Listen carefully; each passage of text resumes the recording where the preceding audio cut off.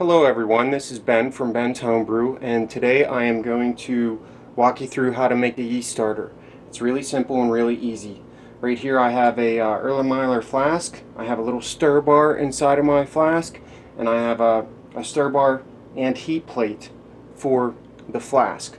I also have a tube of White Labs liquid yeast, and I have a half a cup of dried malt extract. Now what I'm going to do here is I'm going to heat this water up, and then I'm going to be adding my dried malt extract. This is really simple and really easy.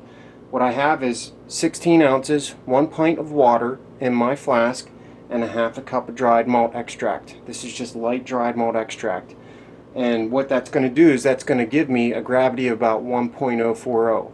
And when you're making your starters, you want to make sure that it falls right around that 1.040 gravity mark, because you don't want to have it too high, because you don't want to stress your yeast and produce some off flavors with your yeast. So I'm just going to heat this water up, and then I'm going to add this dried malt extract, and we're going to go from there.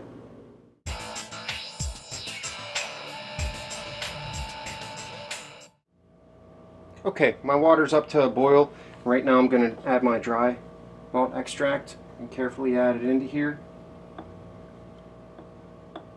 Stuff is super sensitive to moisture. I got some on my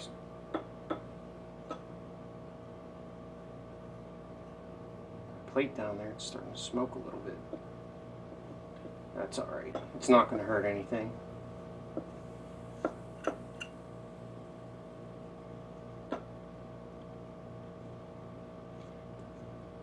One of the big reasons that you want to make a yeast starter with your liquid yeast is because you want to first make sure that your liquid yeast is viable,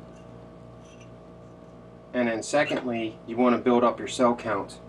Now I know that White Labs has about 100 billion cells per vial, and Y Yeast also claims the same with their slap packs. And the slap packs are nice because what they do is they ensure that you actually have viability, but that doesn't mean that you get enough cell count from your slap pack for your beer that you're brewing. And the best way to figure that out is if you go to mrmalty.com, and it's a malt pitch or a yeast pitching calculator. So you just type in how much gravity your beer is going to be, how many gallons, and it'll tell you what size starter you need to make. This is just one step of the starter. If you need a bigger starter, then you can just do the same thing and step it up and step it up. Just because Y Yeast has a slap pack does not mean that you can just slap it, let it swell, and pitch it. I highly recommend that you make yeast starters for all liquid yeasts. So we're going to let this boil for a little bit, for about 10 minutes, 15 minutes if you want. For some yeast nutrient, you can add this into your boil as well. It's just optional. It's kind of like a safeguard. I'm going to add just a little bit in. And like I said, I'm going to let this boil for about 10-15 minutes, and then we're going to cool it down and add the yeast. It's that simple. Oh, one other thing is, the nice thing about the Erlenmeyer flasks is that you know, you could just take this and put this into your fridge to chill it down. If you're doing this on a stove with a pot and a lid and everything, just take it off of the stove, put it in your refrigerator with a lid on the pot, chill it down, and then whenever you're done chilling it down, make sure you sanitize the vessel that you're going to put the wort into before you put your wort into it. And that's it for now.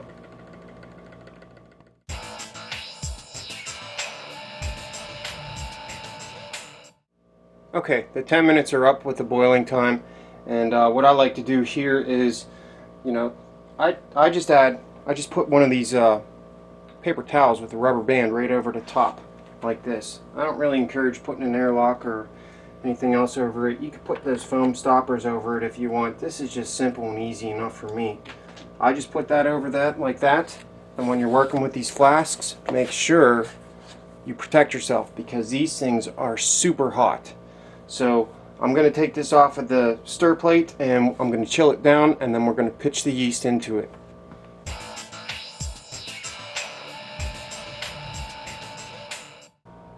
Alright, we're back. the wort is chilled down, and what I'm going to do is I'm going to add the vial yeast. And with the White Labs yeast, what you want to do is you want to shake it up real good, and then you want to crack it open. Be careful when you crack it open, because sometimes it will fly out of the top of the lid, so just crack it real light and easy. First I'm going to take this off so we can pour this yeast into here. Everything worked out good. Let's add it to it. I don't know if you heard that, but there's a little bit of gas that's released with this. You might be able to see it there. It's coming up. You just want to dump this in. Just like that. With a stir plate, it's optional. You don't need to have a stir plate. If you don't have a stir plate, just whenever you walk by it every once in a while, just pick it up and shake it a little bit and get the yeast roused back up. I'm going to put the paper towel back over this, seal it up a little bit. You don't want an airlock on here because you actually need some oxygen to go into there for the yeast to work well.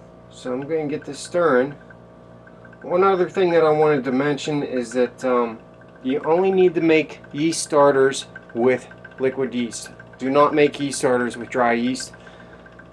They come packaged with all of their nutrients and everything sealed into them at their peak performance. So do not use dry yeast and make a starter out of it. Just use it for liquid yeast.